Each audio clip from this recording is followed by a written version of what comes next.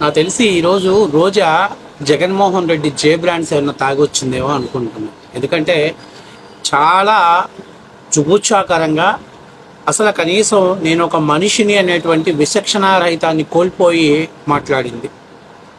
తాజాగా రోజా ఒక మాట మాట్లాడింది.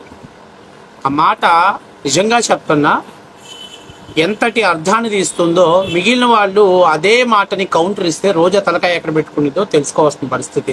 చూడండి ఒకసారి రోజా ఏం మాట్లాడిందో ఒకసారి చూద్దాం.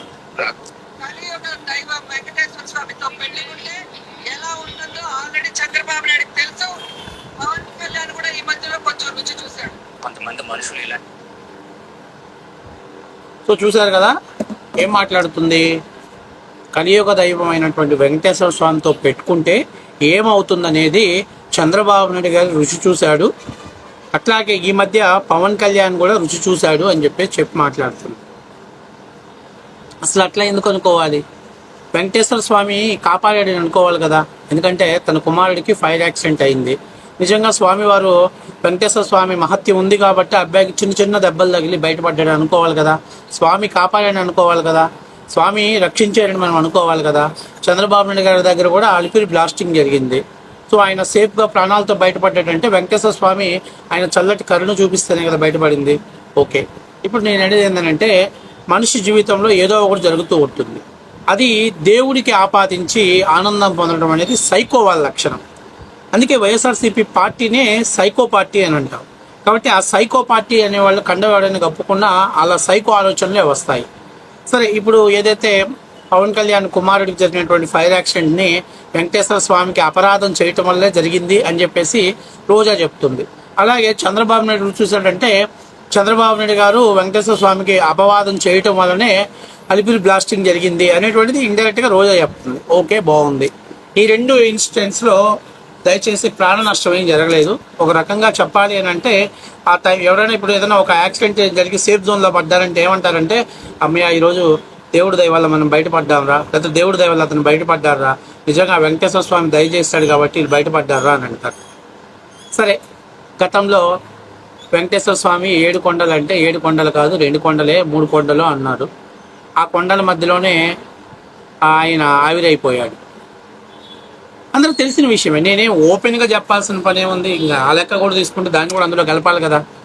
మరి ఆయన అయితే కనీసం ఆయన చనిపోయినప్పుడు పీసులు ఈ పీస్ ఆయనది అని DNA టెస్ట్ చేసుకొని తీసుకోవాల్సిన పరిస్థితి వచ్చింది. దాన్ని అంతా కూడా ఒక కండంలో మూట కట్టి చాలా విధాయకరమైనటువంటి పరిస్థితిలో ఆయన బాడీని ఐడెంటిఫై చేశారు. చాలా బాధేసింది.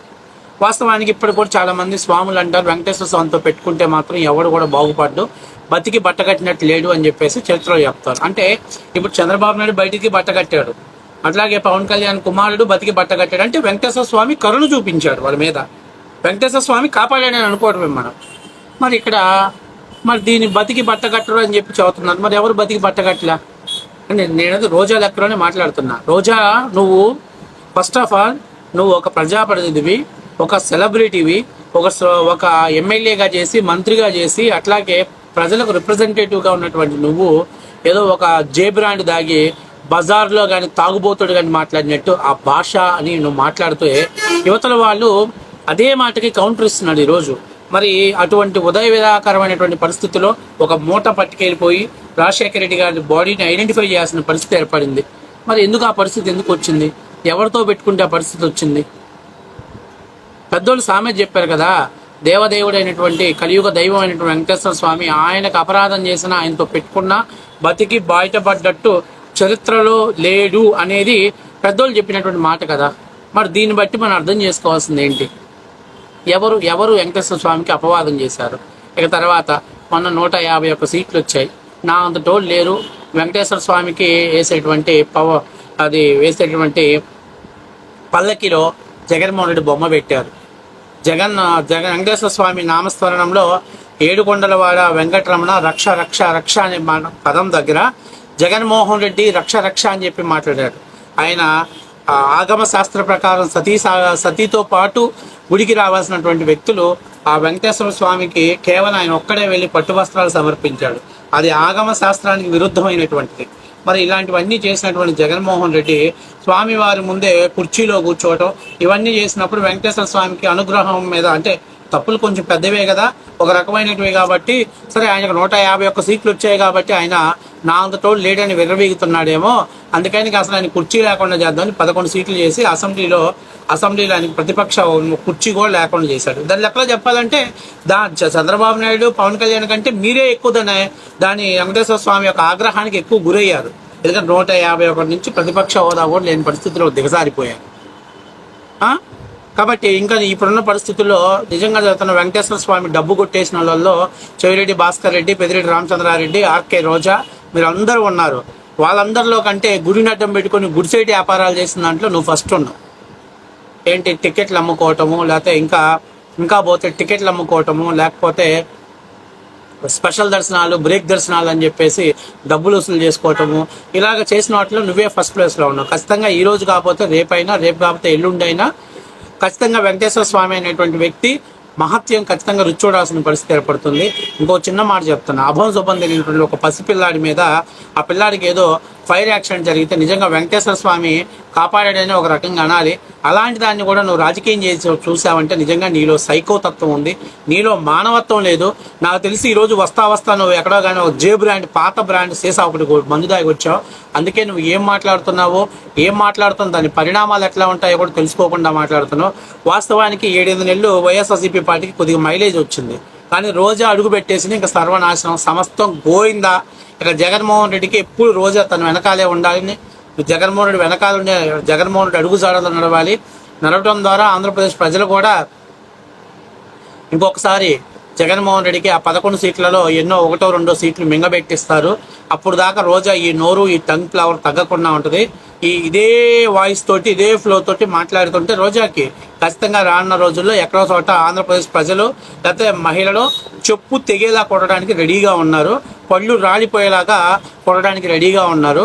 ఎందుకంటే కనీసం అసలు ఏం మాట్లాడాలి, ఎటువంటి భాషను మాట్లాడాలి, అసలు గత చరిత్ర ఏంది, గతంలో వైఎస్ఆర్సీపీ పార్టీలో ఎటువంటి పరిస్థితుల్లో మీరున్నారు, మీకు 151 సీట్లు ఉన్నటువంటి మీ పార్టీ 11 సీట్లకు పరిమితం అయ్యి ప్రతిపక్ష హోదా కూడా లేనటువంటి పరిస్థితిలోకి వచ్చారంటే మీరు వెంకటేశ్వర స్వామి మీద తోటి రాజకీయం చేయటం, వెంకటేశ్వర స్వామి గుడిని అపవిత్రం చేయటం, వెంకటేశ్వర స్వామి గుడి సాటున మీరు దందాలు చేయటం, ఇవన్నీ కారణం. కాకపోతే స్వామి వారికి కొంచెం టైం కావాలి. ఖచ్చితంగా ఆ టైం వచ్చిన రోజు ఎవరెవరిని పని చేయాలో, ఎవరెవరైతే స్వామివారి పేరు ప్రతిష్టలను దెబ్బతీస్తారో వాళ్ళందరినీ కూడా పని చేయడానికి సిద్ధంగా ఉంటాడు. అయితే రోజా నేను ఒక చిన్న మాట చెప్తున్నాను, దయచేసి నువ్వు రాజకీయ రిటైర్మెంట్ ఇచ్చి ఆ తమిళనాడు వెళ్ళిపో. జగన్మోహన్ రెడ్డి కొద్దిగా మనశ్శాంతి అన్నా ఉంటుంది. ఆ గబ్బు నోరు వేసుకొని ఏది పడితే అది వాగితే, ఏది పడితే అది మాట్లాడితే, ఎంత మాట పడితే అంత మాట మాట్లాడితే వైఎస్ఆర్సీపీ పార్టీ పొలిటికల్గా డ్యామేజ్ అయ్యి సంకన ఆగిపోతుంది. ఆయనకి అందరూ ఆత్మవిమర్శ చేసుకుంటారు. ఆత్మవిమర్శలో ఖచ్చితంగా రోజా మాట్లాడినటువంటి మాటలే పొలిటికల్గా తాము దెబ్బతిన్నామని చెప్పేసి నిర్ణయానికి రావడానికి వైఎస్ఆర్సీపీ పార్టీ వాళ్ళు ఖచ్చితంగా నిర్ణయం తీసుకుంటారు. ఎందుకంటే అసలు ఏం మాట్లాడుతున్నావు, నీకు ఏమైనా అర్థమవుతుందా? అసలు అక్కడ జరిగిందేంటి, నువ్వు మాట్లాడే మాటలేంది, ఎక్కడన్నా ఒకదానికైనా పొంతనుందా, కనీసం ఇంగిత జ్ఞానం ఉందా, కడుపుకు అన్నం తింటున్నావా, ఇంకేమైనా తింటున్నావా? అక్కడ జరిగిన విషయానికి నువ్వు మాట్లాడిన మాటకి ఏమైనా సంబంధం ఉందా? ఎక్కడో ప్రమాద శాస్త్ర జరిగిన దానికి వెంకటేశ్వర స్వామికి ముడిపెట్టారు, ఎక్కడో ప్రమాద శాస్త్ర జరిగినటువంటి దాన్ని వెంకటేశ్వర స్వామికి ముడిపెట్టి మాట్లాడుతున్నావు. కొంచెమైనా సిగ్గు జ్ఞానం ముట్టాలి రోజా నీకు. ముందు వెంకటేశ్వర స్వామి మహత్యం ఉంటే ఖచ్చితంగా ఫస్ట్ మిమ్మల్ని పని చేయాల్సిన సమయం. ఎందుకంటే నువ్వు చేసినటువంటి చెత్త వ్యాపారాలు ఇంకెవరు కూడా చేయలే. సో పవిత్రమైనటువంటి తిరుపతి దేవస్థానం దగ్గర నుండి కూడా అసలు ఎట్లాంటి భాషను మాట్లాడాలో తెలియనటువంటి, సంస్కారం లేనటువంటి వ్యక్తుల్ని అక్కడ తీసుకెళ్లటమే తప్పు. వైఎస్ఆర్సీపీ పార్టీ అంటేనే బూతు పార్టీ అనే విధంగా ఈ రోజా ప్రవర్తిస్తుంది. కనీసం కొంచెమైనా ఇంగిత జ్ఞానం ఉంటే ఇంకొకసారి జగన్మోహన్ రెడ్డి ఆత్మ విమర్శ చేసుకోవాలి. ఈరోజు నీకు 11 సీట్లు రావడానికి మెయిన్ కారణం ఈ రోజా, కొడాలి నాని, వల్లభనేని వంశీ, పేరునేని నాని, జోగి రమేష్ లాంటి ఇలాంటి వెధవల్ని నీ వెనకాల పెట్టుకొని తిప్పబట్టి వైఎస్ఆర్సీపీ పార్టీ అంటే ఓన్లీ బూతులు మాట్లాడటానికి తప్ప నుంచి ప్రజలకు సేవ చేయరు కావాలా అనేటువంటి ఆలోచనలో ప్రజలు నీ మీద వ్యతిరేకత వేసిన ఓట్లు. ఇప్పటికైనా సిగ్గు తెచ్చుకొని కనీసం ఈ రోజాని ఆ తమిళనాడుకి పంపించేస్తే, అక్కడ ఆల్రెడీ తమిళనాడు విజయ్ పార్టీలోకి వెళ్ళాలని ట్రై చేసింది. కానీ ఈ లెగ్గు మహత్యం తెలిసిన వాళ్ళు, వద్దురా స్వామి నువ్వు మా పార్టీకి రావద్దు, తమిళనాడులోకి రావద్దు, వస్తే కాళ్ళు ఎరగొడతామని చెప్పి తమిళియన్స్ గట్టిగా వార్నింగ్ ఇవ్వడంతో ఇప్పుడు వారానికి నెలకు ఒకసారి కనపడుతూ మంత్లీ సెలబ్రిటీ లెక్కన పొలిటికల్ ముందు మైకుల ముందుకు వచ్చి మాట్లాడుతుంది. ఏది ఏమైనా ఆడుదాం ఆంధ్రకి అన్నిటిలో కూడా సంపాదించిన ఆస్తులపైన ప్రభుత్వం సరైనటువంటి విచారణ వేయకపోవడంతో ఇలాంటి వెధవ మైక్ ముందుకు వచ్చి దాని ఇష్టాసారంగా మాట్లాడుతుంటది. కాబట్టి ఫస్ట్ ఆఫ్ ఆల్ రోజాకి సరైనటువంటి ట్రీట్మెంట్ చేయకపోతే రానున్న రోజుల్లో అసలు కూటమి ప్రభుత్వం అధికారంలో ఉన్నా కూడా దానికి విలువ లేదు అనేది 100% నిజం.